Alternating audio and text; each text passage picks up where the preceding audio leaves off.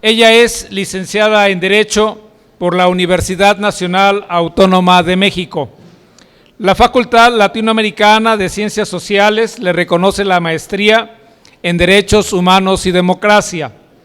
Doctora en Derecho Electoral por el Instituto de Investigaciones y Capacitación Electoral del Tribunal Electoral del Estado de Jalisco.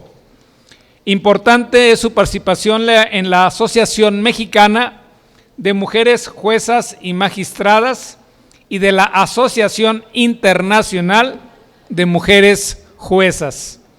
Y con el tema ¿por qué juzgar con perspectiva de género?, recibimos a la magistrada de la Sala Regional Guadalajara del Tribunal Electoral del Poder Judicial de la Federación, doctora Gabriela Eugenia del Valle Pérez. Le recibimos con una fuerte ovación.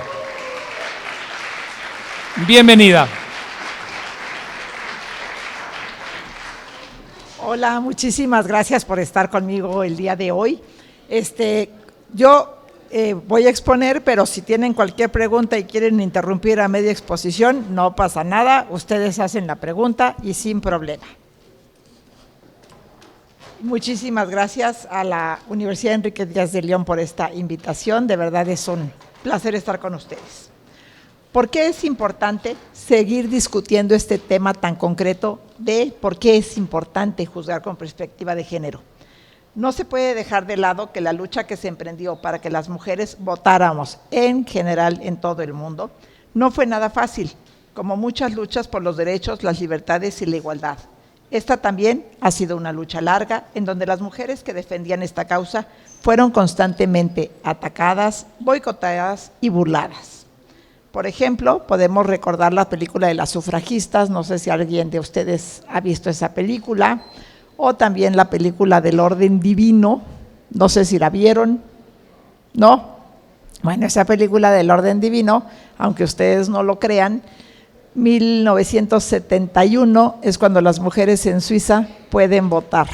Uno pensaría que esos lugares tan avanzados, tan en donde la democracia es plena, pues uno hubiera pensado que que las mujeres tenían su derecho al voto desde entonces, y no fue así. Es hasta 1971, también el otro día que venía en un vuelo, bueno, generalmente luego hago eso, cuando vengo en los vuelos en el avión, me pongo a ver las películas que luego le ofrecen a uno, y me encontré con una que se llama Siempre es un mañana, que habla también del voto de las mujeres en Italia, que fue en 1946, no mucho antes que nosotros, que fue en 1953. Entonces, no pensemos, o sea, que estábamos tan atrasados o que había lugares, sí hubo lugares efectivamente en el que desde principios del siglo XX se adquirió este derecho. Yo quisiera hacer una pregunta central. Cuando hablamos del voto de la mujer, ¿estamos ante solo un mero hecho histórico y ante una lucha acabada? Yo la respuesta que les daría es que no. Incluso en nuestro país, a 70 años del reconocimiento del sufragio de las mujeres, hay algunas zonas en las que por usos y costumbres la participación de la mujer en la vida pública todavía está en entredicho y todavía es difícil que puedan participar por justamente estos usos y costumbres. Todos los derechos, cuando se reconocen, lo que se busca es que se materialicen. Y uno de los fines más importantes del sufragio universal es que cualquier persona pueda ser electa. Sin embargo, poco se dice, y es de llamar la atención, que el voto de la mujer se reconoce a nivel federal, como les decía, el 17 de octubre de 1953.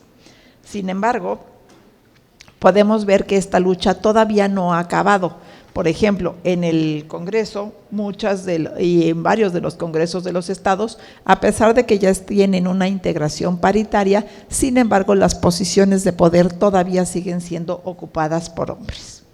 Entonces, ¿qué pasa? Podríamos decir que el siglo XX fue un periodo de transición que no termina por empoderar a la mujer mexicana, porque el cambio debía ser gradual. Pero lo cierto es que había movimientos feministas en pro de los derechos. También surgió otro discurso que justificaba el por qué las mujeres, a pesar de poder votar, no ocupábamos cargos de elección popular. Este discurso consistía en decir que las mujeres preferíamos estar en casa que trabajar, o bien que no estábamos capacitadas para llegar al cargo. ¿Y ustedes creen que esto es así? O sea, si a ustedes ahorita les preguntaran, ¿ay, de verdad quieren quedarse en su casa y no trabajar? ¿De verdad me contestarían que preferirían estar en su casa en lugar de estudiando? Yo creo que no. Yo creo que siempre ha habido niñas, mujeres, con el sueño de ocupar algún día el cargo más alto de la República, como sucede en la actualidad. A mí me parece que un mayor número de mujeres del que podamos imaginar sí llegó a tener una ilusión de ocupar un cargo político, pero también sabían que no estaban las bases sentadas para que esto ocurriera. No estaba preparado el terreno de juego para aspirar a competir en condiciones más equitativas. De entrada, solo para aspirar a un cargo había que competir con un hombre, es decir, alguien que iba a ser electo de forma casi automática por el simple hecho de ser hombre. Si esa barrera se podía pasar, se seguiría compitiendo con un hombre, es decir, con alguien que tuviera mayor tiempo para hacer campaña, para prepararse y que no tenía que repartir su tiempo entre lo profesional y las labores de cuidado y del hogar. Pero si por algún motivo había posibilidades de que la mujer fuera elegida para ejercer un cargo de elección popular, venía otra barrera, más que obstaculizaría a que esa mujer pudiera desempeñar sus labores. Por ejemplo, que la llamaran a participar en las juntas, que hicieran menos sus ideas, o peor, que se apropiaran de sus ideas sin darle reconocimiento. También hay que decir que no existía una autoridad para atender esos reclamos. No existían los tribunales e institutos electorales y tampoco en las autoridades existentes en aquellos años había un entendimiento de la violencia de género. Entonces, aunque se reconocía el voto, algunas cuantas mujeres empiezan a acceder a los cargos de elección popular, pues el terreno seguía siendo dominado por los hombres. Y ellos seguían escribiendo las reglas del juego político y decidiendo cuáles eran los intereses y nuestras necesidades. Y yo les diría que esto, a pesar de que hemos hecho grandes esfuerzos, en ocasiones y en algunos temas, desafortunadamente no ha cambiado. Hoy la lucha de las mujeres tiene un apoyo en la justicia electoral, pero es fundamental reconocer que en el camino el fortalecimiento de los derechos de las mujeres mexicanas fue fundamental el reconocimiento del problema que había. Las autoridades del país, todavía a inicios de este milenio, valoraban cada caso bajo un juicio nublado y cargado de estereotipos de género, de modo que impedía que las mujeres mexicanas accedieran a la justicia. ¿Qué fue lo que ocurrió en nuestro país? ¿Por qué fue cambiando esta situación?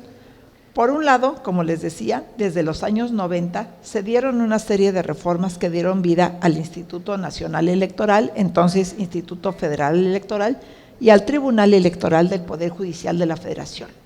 Sin embargo, también hay que decir que la justicia mexicana tiene una transformación radical a partir de una sentencia emblemática de la Corte Interamericana de Derechos Humanos, que es justamente la de González y otras, comúnmente conocida como campo algodonero, porque ahí es donde se nos obliga a las autoridades jurisdiccionales a juzgar con perspectiva de género.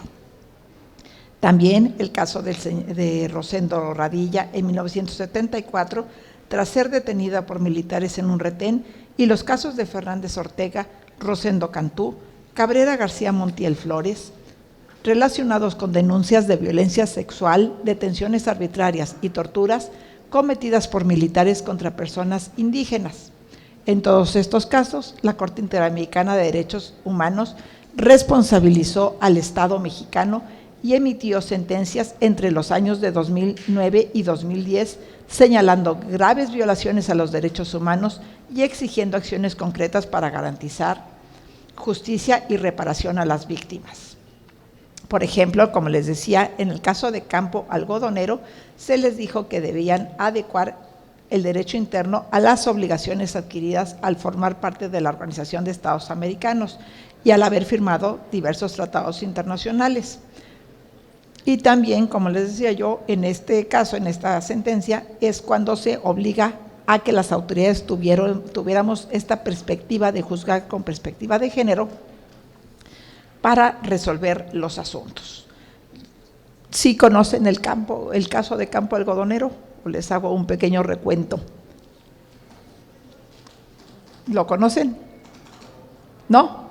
Bueno, este caso de Campo Algodonero desafortunadamente todavía es una situación que se da, pero es justamente cuando llega la denuncia de una cantidad inusitada de mujeres que estaban desapareciendo y que más tarde aparecían muertas.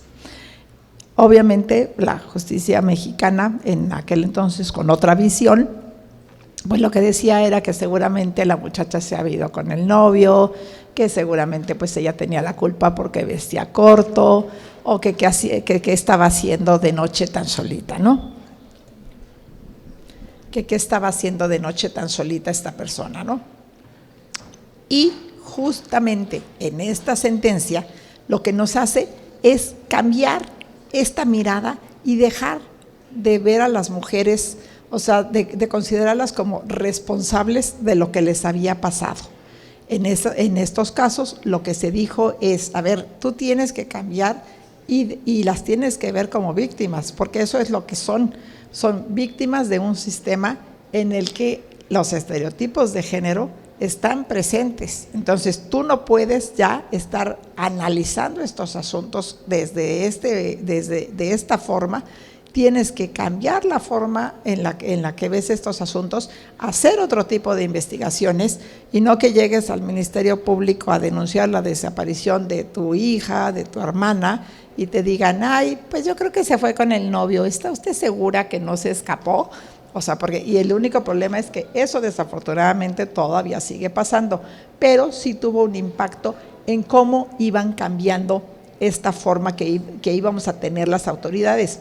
Incluso, a ver, yo les puedo decir que durante muchísimo tiempo, por ejemplo, el juzgar con perspectiva de género no fue muy bien aceptado por varias de las autoridades jurisdiccionales. O sea, no les gustaba, como tampoco fue bien visto o bien aceptado, digamos, el artículo primero constitucional o de los derechos humanos, ¿no? O sea, había mucha gente que piensa, desafortunadamente, que esto podría ser una moda y que podría pasar, pero definitivamente esto no es una moda y está aquí con nosotros. En Campo Algodonero se visibiliza cómo los estereotipos de género provocaban una deficiente respuesta por parte de autoridades mexicanas a los crímenes contra mujeres. Y por eso ese caso significa una ruptura en lo que se refería a las formas de investigar y analizar violaciones a los derechos de las mujeres.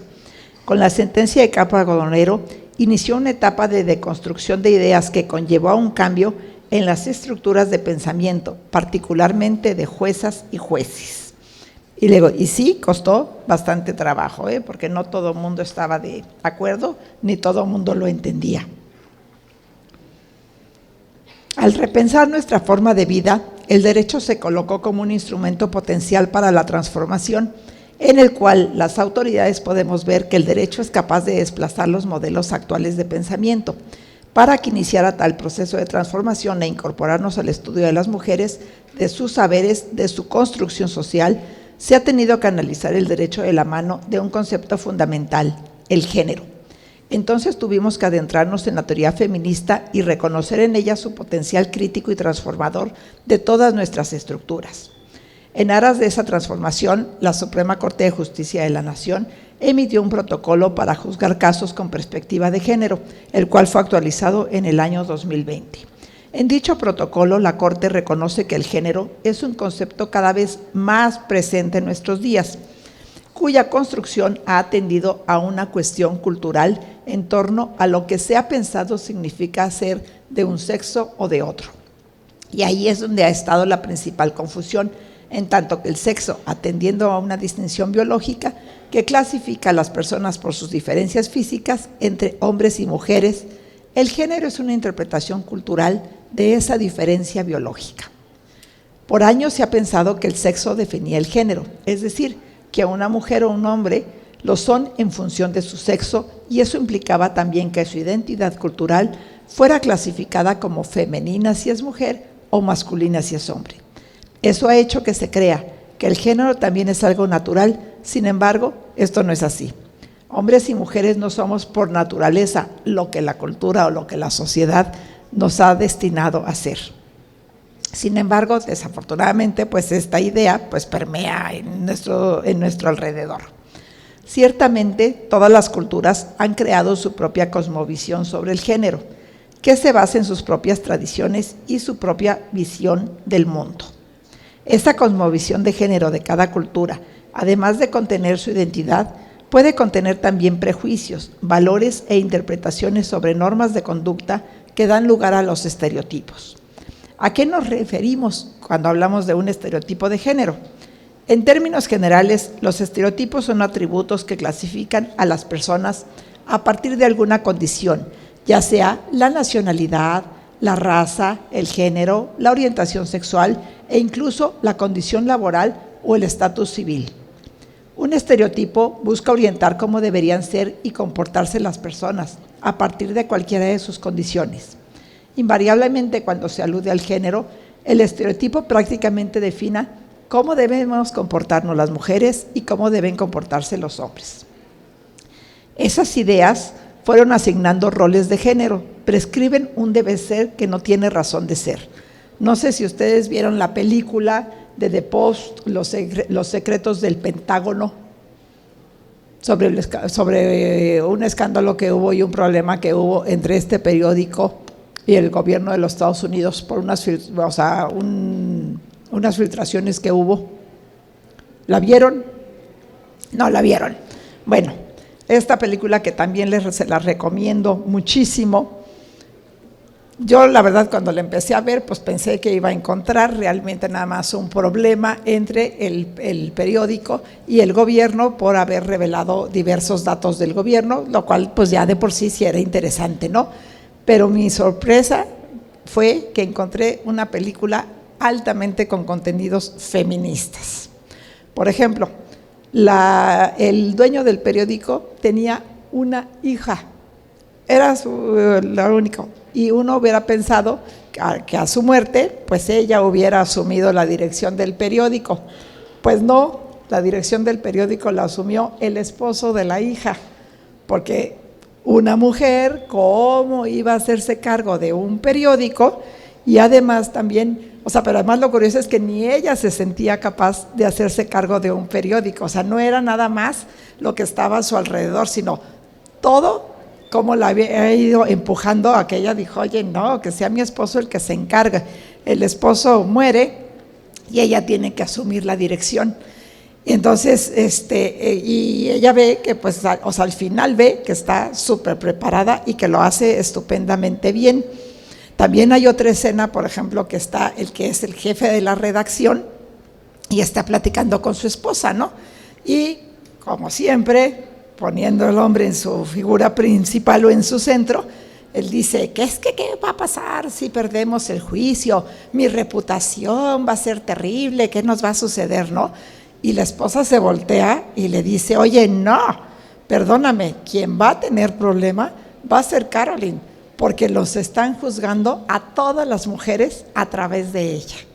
Si ella pierde, vamos a perder todas las mujeres. Entonces, imagínense el peso que ella carga, y hay una escena que yo adoro cuando ella gana el juicio y sale de la corte,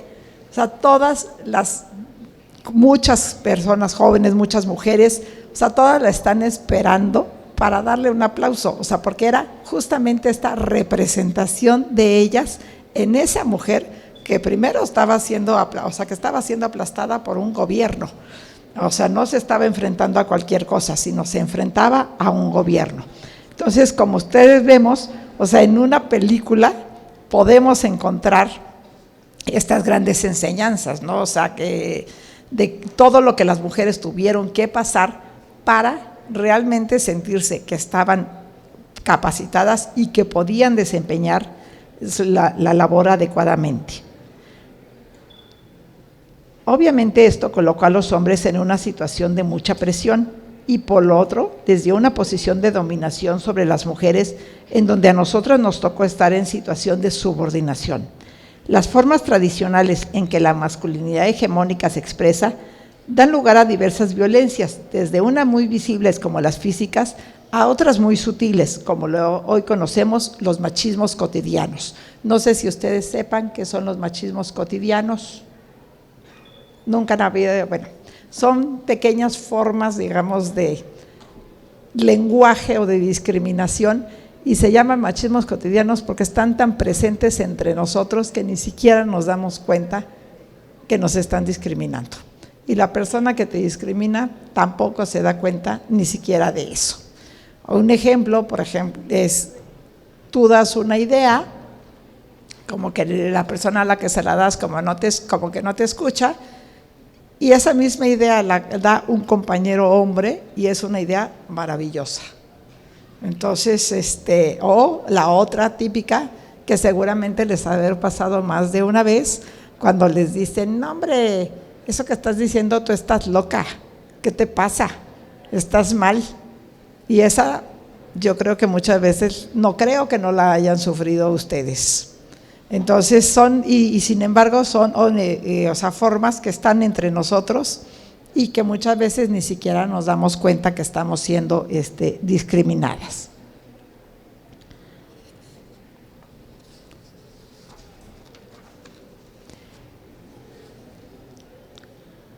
Con la masculinidad hegemónica se fueron instaurando diversas formas de violencia y en diferentes ámbitos de tipo social, político y familiar.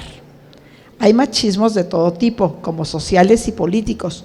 Uno muy común en lo social es el que se refiere a que a las mujeres no les gustan los tragos fuertes. No sé si ustedes recuerden un anuncio de una cervecera que su eslogan era: las mujeres también les gusta la cerveza y los hombres también toman cócteles, porque existe el estereotipo que nosotros somos las que tomamos cócteles y ustedes son los que toman cerveza. Y entonces ahí podemos ver, en cosas muy cotidianas podemos ir viendo cómo esta cultura que tenemos, ¿no? También hace años se difundió un anuncio previo a un mundial de fútbol en donde los hombres rompían con sus relaciones porque solamente iban a ver fútbol y sus parejas mujeres no podían entender esa pasión por el deporte.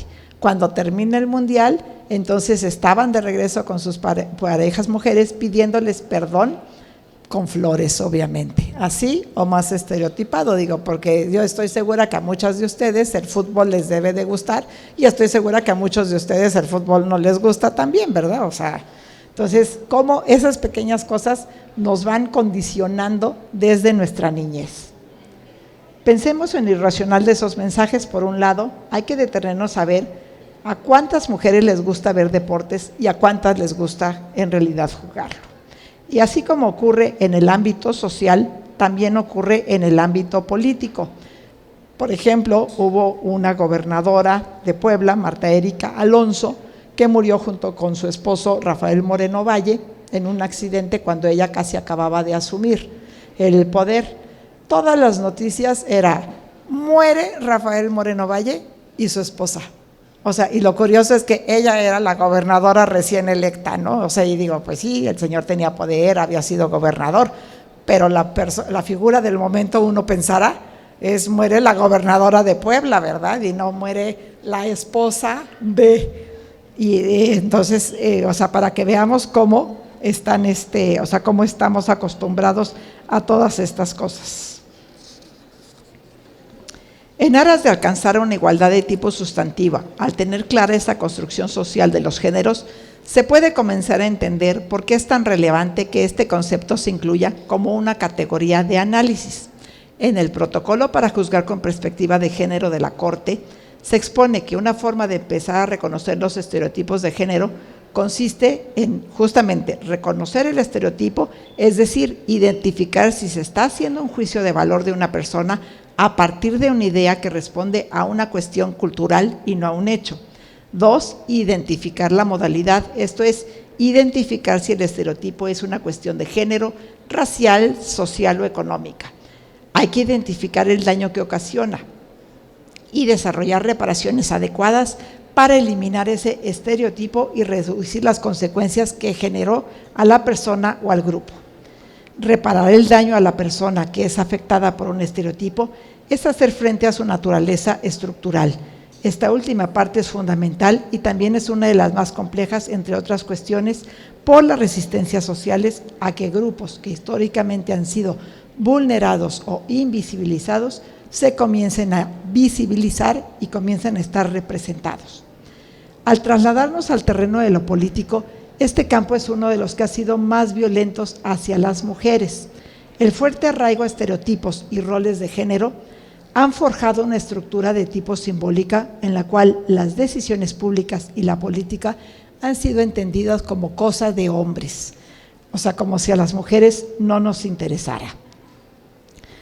Incluso a las mujeres muchas veces se les exige adecuarse a las reglas de los hombres e incluso se les dice, pues tú te metiste en esto, así es y te aguantas y esto es así, si te parece. Lo cierto es que cuando las mujeres demandamos ese lugar en la vida pública y política, surgieron de inmediato las resistencias y mismas que todavía están, obviamente, porque estoy segura que, bueno, siempre compartir el poder no es fácil. Y una de estas formas, desafortunadamente, ha sido la violencia política contra las mujeres. ¿Cómo erradicar este tipo de conductas que afectan la integridad y derechos de las mujeres? Definitivamente, al reconocer y visibilizar que estamos frente a un problema es fundamental y se puede decir que es el primer paso. Sin embargo, toca a cada disciplina y ciencia buscar herramientas para poder hacerlo. Entonces, al analizar cualquier hecho bajo la perspectiva de género, lo primero que hay que hacer es deconstruir la cosmovisión de género que se inculcó.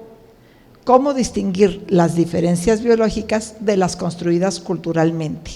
Como mencionaba al inicio, hay que reconocer el estereotipo de género y ello será sencillo a través de esta perspectiva que ofrece una dimensión de análisis nueva, más amplia y neutra, que incorpora a la mujer sin invisibilizar a los hombres. Existen tres premisas básicas. Una es que el fin del derecho es combatir las asimetrías de poder y los esquemas de desigualdad. Pero yo esta premisa, la verdad, la puedo interpretar también a sentido contrario, porque el derecho también ha contribuido a que las cosas estén como están y que se mantengan en su lugar. Entonces, puede ser una herramienta maravillosa para lograr el cambio, pero también puede ser una herramienta para que las cosas se queden como están. El quehacer jurisdiccional tiene un invaluable potencial para combatir las desigualdades y la asimetría de poder. Para llegar a la igualdad se requiere un ejercicio de deconstrucción. ¿Qué quiere decir deconstruir? O sea, que todo aquello que habíamos aprendido lo vamos a desaprender, porque estamos desafortunadamente muy condicionadas. La Corte tiene una jurisprudencia, la 22 de 2016, en la que a los juzgadores nos dio algunos pasos para poder identificar cómo era esto de juzgar con perspectiva de género. Primero, teníamos que identificar situaciones de poder que den cuenta de un desequilibrio entre géneros. Después, cuestionar hechos y valorar pruebas libres de estereotipos de prejuicios de género. 3, ordenar las pruebas necesarias para aclarar una situación de violencia si el material probatorio es insuficiente. Esto, por ejemplo, a las personas juzgadoras nos cuesta mucho trabajo, porque siempre pensamos que no podemos desequilibrar o generar un desequilibrio procesal. Y sí, está muy bien, tú pides las pruebas que tú estimes pertinentes, si consideras que no tienes lo suficiente, y dale vista a la otra parte, y de esa forma pues ya no vas a desequilibrar este equilibrio procesal que parece que para los abogados es sagrado. El único problema es que muchas veces las pruebas no son fáciles de obtener, entonces ahí es donde uno a veces tiene que inclinar la balanza hacia la mujer, y no es que esté uno dándole la razón nada más por su solo dicho, obviamente. O sea, sí tienes indicios en el expediente, pero los tienes que analizar con esta perspectiva de género para poder ser un poco más flexible. También debemos aplicar estándares de derechos humanos y evitar el uso del lenguaje basado en estereotipos de género. Incluso este lenguaje inclusivo es muy importante. Yo durante mucho tiempo dudaba de la efectividad de esta medida, pero es muy cierto, si nosotros no usamos lenguaje inclusivo, seguimos dejando las cosas como están. Entonces, por eso es tan importante este lenguaje inclusivo, para que poco a poco nos vaya cambiando esta forma de ver y esta forma de pensar. Estos elementos fueron robustecidos en el protocolo de 2020 que emitió la Suprema Corte de Justicia de la Nación. En nuestros días, estas herramientas de la Corte no son las únicas. A nivel internacional también hay varias formas de analizar con perspectiva de género un caso. Por ejemplo, está la guía para juzgar con perspectiva de género en materia electoral y los 4 pasos para juzgar con perspectiva de género. Si tienen interés en verlos, se encuentra en la página de ONU Mujeres y en la página del Tribunal Electoral del Poder Judicial de la Federación.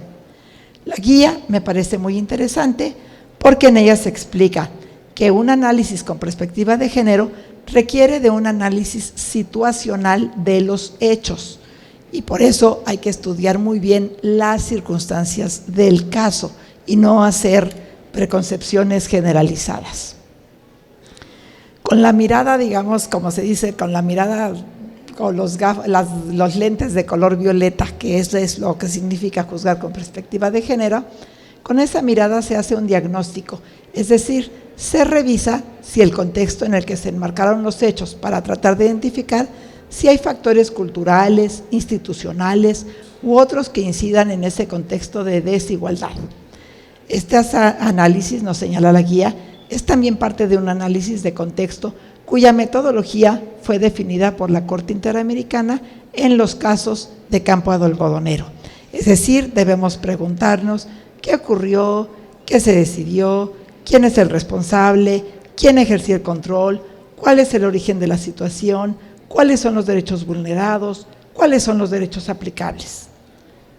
Por ejemplo, en la guía se sugiere que nos preguntemos o tratemos de reconocer si en la conducta o hecho hay alguna situación de violencia de género o estereotipos. Por ejemplo, cuando se hace una interpretación de la igualdad entendida como un mismo trato, en lugar de comprenderla en términos de Roberto Saba o del concepto de igualdad sustantiva, entonces lo que estamos haciendo es una recaracterización del principio. Derivado de todos estos elementos, el análisis que se emite o la guía nos da 4 pasos. 1, el análisis situacional de los hechos. 2, la determinación del derecho aplicable. 3, la argumentación con perspectiva de género. Y finalmente 4, ¿qué es la decisión que se toma? Esta última cobra especial relevancia porque en ella se van a señalar las medidas cautelares que dictan las medidas de protección, el alcance de la sentencia, las medidas de reparación integral, el seguimiento que le va a dar a la decisión judicial y finalmente su publicidad. No se puede negar que en el ámbito político electoral, el juzgar con perspectiva de género ha permitido que se reconozcan los derechos de las mujeres a participar en política de una forma más amplia. Por un lado, se han impulsado a través de tribunales innumerables acciones afirmativas y procedimientos que sabemos que han permitido la participación de las mujeres en la vida política del país en igualdad de condiciones con respecto a los hombres.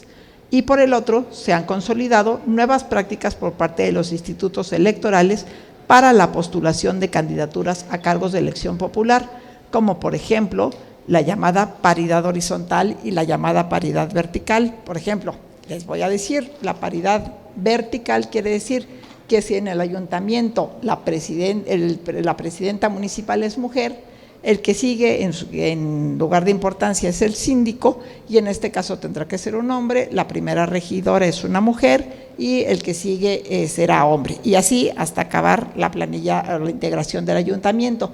Y también en 2015 se introdujo una parte muy importante que fue la paridad horizontal, es decir, ver al Estado como un todo. Y entonces, en el caso de Jalisco, si son 125 municipios, obligar a que los partidos políticos postularan la mitad de candidaturas mujeres y la mitad de candidaturas hombres para las presidencias municipales.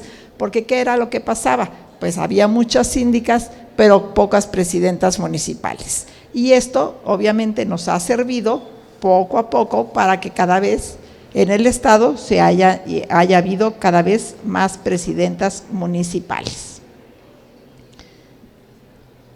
También Existen otros protocolos, como por ejemplo el protocolo de actuación para quienes imparten justicia en casos que involucren derechos de personas de comunidades y pueblos indígenas, porque muchas veces existe lo que se llama la interseccionalidad. ¿A qué me refiero la interseccionalidad? O sea, la mujer, digamos, no trae nada más desventaja por el hecho de ser mujer, sino que puede ser una mujer indígena, o puede ser una mujer con discapacidad, o puede ser una mujer migrante, una mujer que pertenezca a la diversidad sexual. Entonces, se pueden reunir varias características en una sola persona. Para poder emplear todas estas herramientas metodológicas en casos que involucran derechos de mujeres o que se presume la existencia de violencia de género, la Asociación para los Derechos de la Mujer y el Desarrollo sugiere lo siguiente: 1. Pensar si las características personales, la igualdad o el poder inciden en el acceso a derechos u oportunidades. 2. Realizar un análisis de abajo hacia arriba, esto es, que parta desde las vivencias de las mujeres y de las distintas formas de opresión que viven. Identificar esas cuestiones es identificar situaciones de discriminación por razones de género. Y el reto principal que tienen las autoridades para hacer frente a este fenómeno de violencia es hacer que las complejidades de la discriminación interseccional sean claramente visibles. Obviamente, pues esto no ha sido una tarea sencilla. Como juzgadoras y juzgadores, pues hemos enfrentado muchísimos obstáculos. Porque aun cuando hemos empezado a reconocer la problemática que tenemos, pues la dificultad que enfrentamos es que esto se comprenda y que tanto en el ámbito público como en el ámbito privado.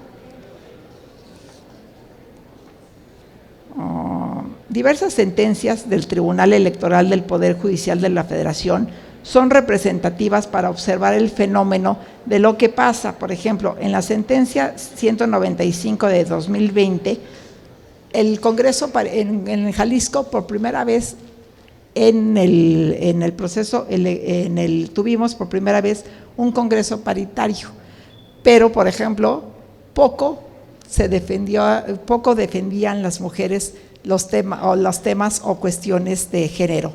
Entonces, este es un problema que tenemos desafortunadamente, que a pesar de que las mujeres están llegando a cargos de poder, no asumen una agenda de género, una agenda de defensa de las mujeres.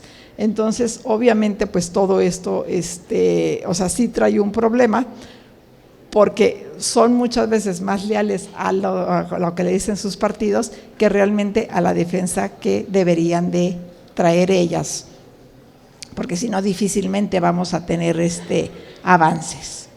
Por ejemplo, en el caso de las gobernadoras, durante muchísimo tiempo solamente hubo 9 gobernadoras, de las cuales 2 en realidad eran sustitutas, o sea, no habían sido electas, sino que entraron a ejercer el cargo de otro hombre que por alguna cuestión se había ido. En cambio, a partir de una decisión que se tomó de ver al país como uno solo, y se dijo, oye, no, a ver, perdón, de las candidaturas que estén para gobernatura, de las candidaturas que estén en disputa, la mitad de tus candidaturas tienes que ponerlas para un hombre y la mitad para una mujer.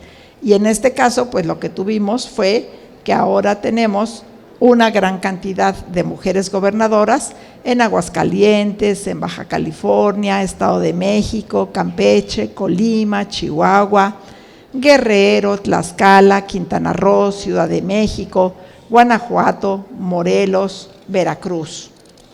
Entonces, eso demuestra, y bueno, y obviamente nuestra presidenta de la República, y eso demuestra la importancia que tiene justamente el poder juzgar con esta perspectiva de género, el ver las cosas de forma distinta. Si no se toman estas medidas, difícilmente hubiéramos llegado a poder ejercer cargos públicos de alto mando. También les quiero compartir que ha habido elecciones, una vez en Iliatenco, Guerrero, y otra en Atlauta, Estado de México, que fueron anuladas por violencia política contra las mujeres en razón de género.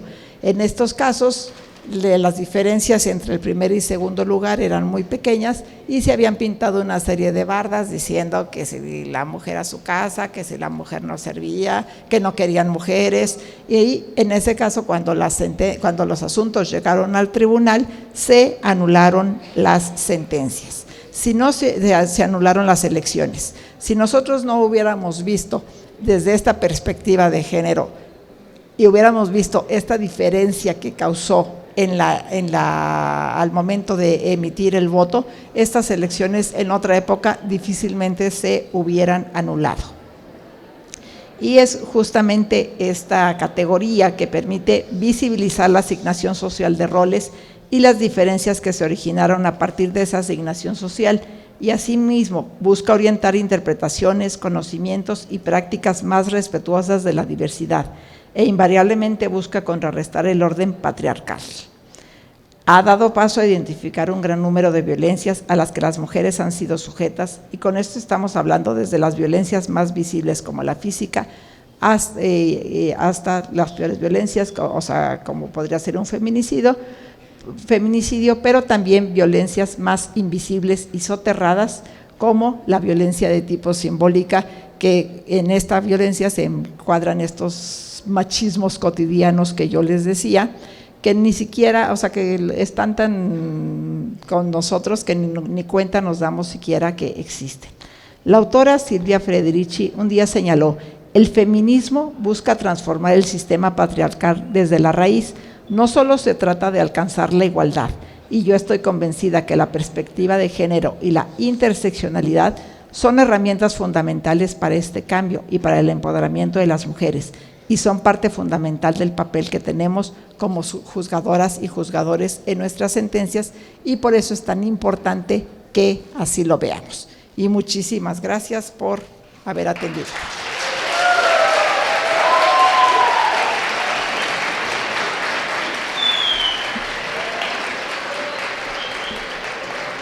Yo no sé si tengan alguna pregunta.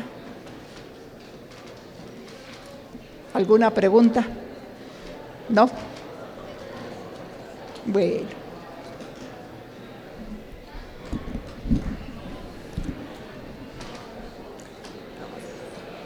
Para patentizar el agradecimiento a la doctora por su participación en este día, voy a pedir la presencia de la doctora Patricia Arellano Hernández para que en nombre de la institución le entregue un merecido reconocimiento a la magistrada.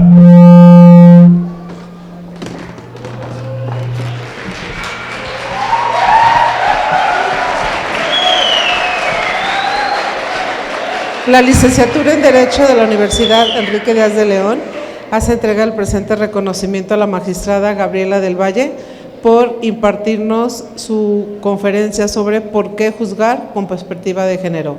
Muchas gracias. Y las invitamos a la toma de la fotografía. Por favor, si son tan amables. Ahí el compañero les dará las indicaciones para que quede evidencia de este momento de la visita de la magistrada a nuestras instalaciones, a nuestra institución.